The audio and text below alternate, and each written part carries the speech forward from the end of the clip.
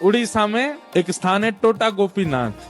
कौन से? तो वहां के जो पुजारी जी थे वो सेवा करते करते उनकी कमर झुक गई, और जैसी कमर झुकी तो अब वो ठाकुर जी को चंदन लगाते तो माथे की जगह नाक पे लग जाता, आंख पे लग जाता, गाल पे लग जाता, होठ पे लग जाता।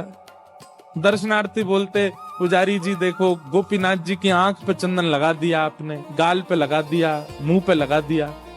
उनको बड़ी पीड़ा होती। मन में सोचने लगे अब एक काम करता हूँ कि मैं एक पुजारी रख लेता हूँ, मुझसे तो सेवा उतनी, कमर झुक गई मेरी।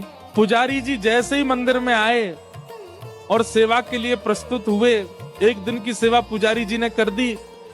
रात्रि में मंदिर जैसे ही बंद हुआ तो महाराज पूर्व के जो पुजारी जिनकी कमर झुके, उनके स्वप्न में श्री ठाकुर जी गए और ठाकुर जी जाके बोले, देखो मुझे आपसे ही सेवा चाहिए, ये क्यों कोई और मेरा स्पर्श नहीं करेगा, आप ही चंदन घिसो, आप ही पोशाक पहनाओ, आप ही श्रृंगार करो। ठाकुर जी मुझे बहुत प्रसन्नता है कि आपको मुझसे सेवा चाहिए, पर मैं तो बीमार हो गया, मेरी कमर झुक गई, अब कैसे चंदन लगाऊं आपको।